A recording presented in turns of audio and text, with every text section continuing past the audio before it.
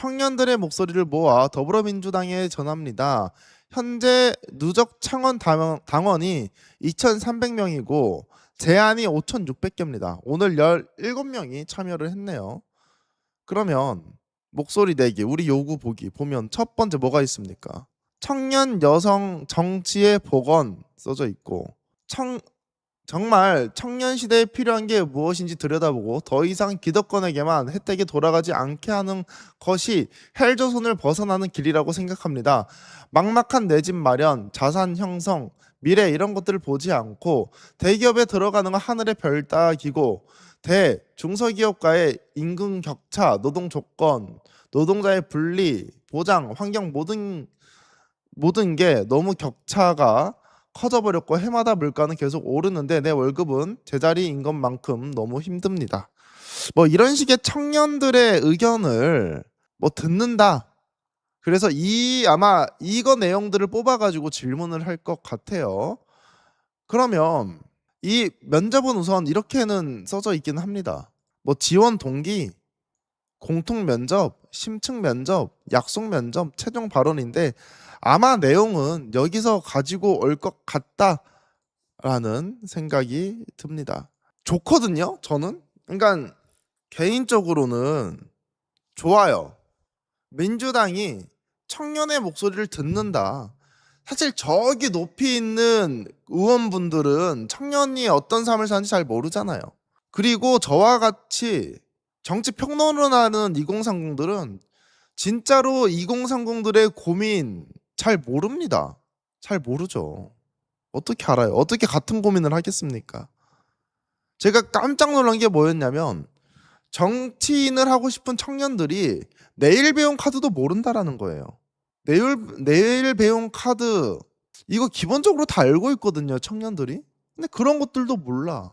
그런데 과연 그 젊은 평론가들, 젊은 예비 정치인들이 2030들을 대변할 수가 있겠느냐. 그러니까 이제 당원들의 2030의 말씀을 듣겠다라는 것인데 저는 이거 질문도 어떻게 가지고 오는지도 좀 깨끗하게 가지고 와야 될 것 같아요. 그리고 여기에 글을 작성하는 친구들이 누구냐. 조직해가지고 작성하는 경우도 있을 것 같다라는 의심이 들거든요. 시도는 좋으나 의심이 간다. 근데 이 말씀 제가 왜 드리냐면 원래 한 1년 전에 민주당이 이런 거 한다라고 했으면 제가 비판적으로 시각이 없었을 거예요. 좋은 일이니까. 근데 이제 비판적으로 이게 눈이 간다라는 것은 그만큼 민주당에 대한 신뢰가 많이 떨어졌다라는 거죠. 근데 아마 저뿐만 아니라 많은 분들이 민주당 자체에 대한 신뢰가 많이 떨어졌을 거라고 보고 있습니다. 맞아요. 유튜버 말고 땀 흘려 돈 벌어본 청년들이 해야 된다. 저도 그 말에 동의합니다. 그래서 제가 지금 전북 지역에 2030 친구들과 전북 발정 토론회 모임을 만드는 것도 저번에 곽한나 분, 그러니까 강원도 쪽에서 시의원 나오셨던 분이 그 얘기를 하잖아요. 여의도 두시 청년. 근데 개인적으로 그게 제가 해당되기 때문에 제가 기분이 나쁠 수도 있어요. 근데 기분이 나쁜 것보다는 공감이 되더라고요. 내가 과연 내 주변에 있는 그냥 일반적인 직장을 다니고 있는 그리고 취업을 준비하는 친구들과 같은 삶을 살고 있는가, 그 친구들의 고민에 대해서 내가 공감해 줄 수 있는가, 쉽지 않다라는 거죠. 나는 그들과 다른데. 그래서 제가 그 모임도 지금 만들려고 하는 이유가 그겁니다. 실제로 노동을 하는 친구들이 어떤 고민을 갖고 있는지, 그리고 정치적으로 그렇게 고관여층이 아닌 친구들이 이재명 정부라든지 민주당이라든지 국민의힘을 어떻게 바라보고 있는지. 왜냐면 저 같은 경우에는 바라보는 방향이 한 방향으로 바라보고 있잖아요. 진실을 향해서, 그리고 옳은 길을 간다라고 생각하고 있고 그렇게 가려고 노력하지만 여러 가지의 정보를 취합해야지 한 가지의 내용만 보면 안 되거든요. 그래서 뭐 그런 의견 듣는 건 좋은데 만약에 진짜 당대표 선거에서 마지막 토론회로서 이거를 가지고 온다라고 하면 질문을 어떻게 뽑았는지, 그리고 어떤 사람들이 작성을 한 건지에 대해 가지고 좀 공개적으로 공개할 필요성도 있다라는 말씀을 드리고 싶습니다. 여의도 두시 청년이라는 거는 제가 들어보니까 그거예요. 실제로 노동 현장, 직장 생활 안 해본 애들이 2030이라는 이름을 가지고 와서 정치 평론하는 것을 여의도 2시 청년이라고 합니다. 그냥 앉아가지고 떠들면 출연료 나오잖아요. 그리고 그거를 발판 삼아서 최고위원이라든지 국회의원 하려고 하는 거잖아요. 민주당한테 당직 받아가지고 그것을 여의도 2시 청년이라고 합니다. 늦게 10시 11시쯤에 일어나가지고 양복 대충 입은 다음에 저기 여의도에 방송국 많거든요. 여의도 뭐 마포 뭐 홍대 이쪽에 그 업체들이 몰려 있어. 유튜버가 몰려 있어요. 거기에 다 있어. 그럼 거기에 출근하는 거예요. 그래서 정치 평론하고 20대 30대 대변한다고 평론하는 거죠. 하지만 그들이 과연 진짜 2030을 알겠느냐? 그렇지 않다라는 거예요. 그렇지 않다. 취업 포기 백수 정치인 뭐 그렇죠. 백수 정치인. 맞습니다. 취업 청년 그렇죠. 취업 청년도 사실은 배제하면 안 되죠. 그리고 그 방송에서 물론 내용을 준비하는 시간도 많긴 합니다, 여러분들. 근데 방송에서 한 20분, 30분 정도 출연을 하잖아요. 대부분. 단가가 나쁘지 않아요. 그 출연료 받는 것 자체가. 그러니까 일반 청년들이 받는 시급과는 좀 갭 차이가 크다. 그렇게 많이 벌 수 있는 구조는 아니에요. 왜냐면 뭐 데일로 매일매일 출근하듯이 출연하는 경우는 그렇게 흔치가 않으니까. 근데 이제 시급으로 따지면 어마어마한 거죠. 예를 들면 30분 하는데 20만 원이면 40만 원이라 벌 수 있는 거잖아요. 저희가 20만 원, 저희가 단가를 말해도 되나? 저희가 20만 원에서 30만 원 사이예요. 저희가 이분 뉴스가 그 정도 받습니다. 근데 저희가 아마 가장 밑에 있을 거예요. 그 단가 자체가.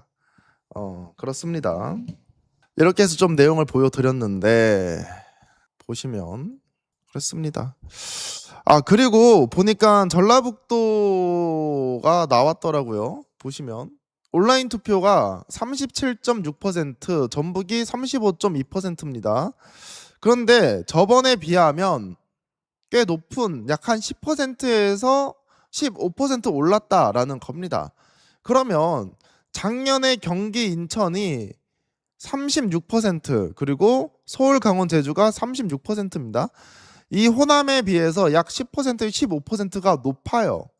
보시면 아마 경기와 서울도 지금 전북 전남보다는 최소 10%에서 15%가 높을 걸로 예상이 됩니다. 그러면 온라인 투표만 제 생각에 약 50% 가량 나올 것 같아요. 전남과 전북에 비교해보면. 근데 대체로 우리가 평가하는 것이 호남은 김민석 후보가 조금 유리할 것이다. 밑바닥은 정청래 그리고 조직표는 김민석이다.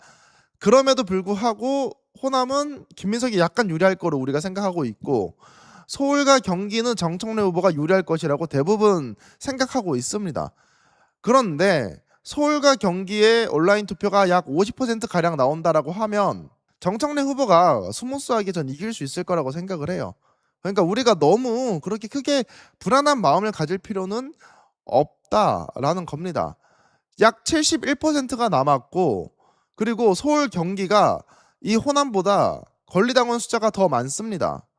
투표율도 서울 경기가 높고 선거인단도 서울 경기가 더 높다라고 하면 사실상 정청래 후보가 낙승까지 그러니까 한 번에 가반도 넘을 수 있는 확률이 있지 않을까 그렇게 생각하고 있습니다. 이미 주사위는 던져졌어요.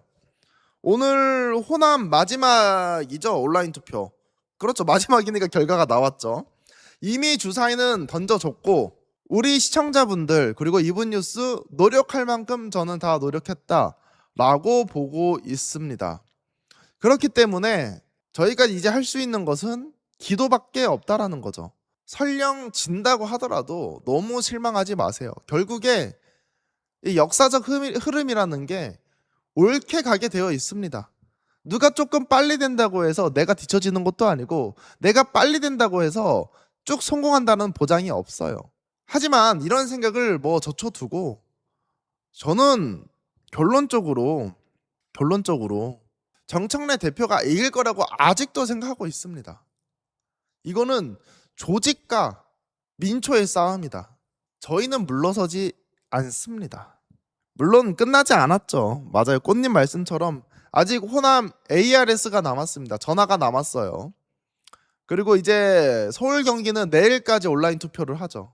가장 중요한 거는 미니의 할미 말씀처럼 우리에게는 아직 총선 남아 있습니다. 총선. 그리고 대선도 남아 있어요. 그러니까 결과가 어떻든 간에 너무 실망하지 맙시다. 그리고 우리는 저는 이긴다고 생각을 해요. 이긴다. 저희가 만약에 이분 뉴스가 진다라고 생각했으면 17일 날 숙소도 안 잡아놨을 거예요. 대전 숙소. 저희 이미 17일 날 대전 숙소까지 다 잡아놨습니다. 거의 현장 가려고. 그러니까 우리 시청자분들 불안한 마음 있는 거 알겠어요. 저도 사실 불안할 때도 있습니다.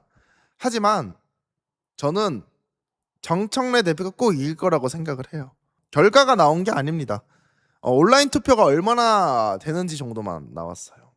희망회로 아니에요. 객관적으로 그래요.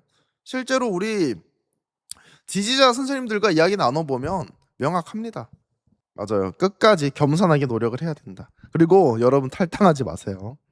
탈당하지 않으셔야 됩니다.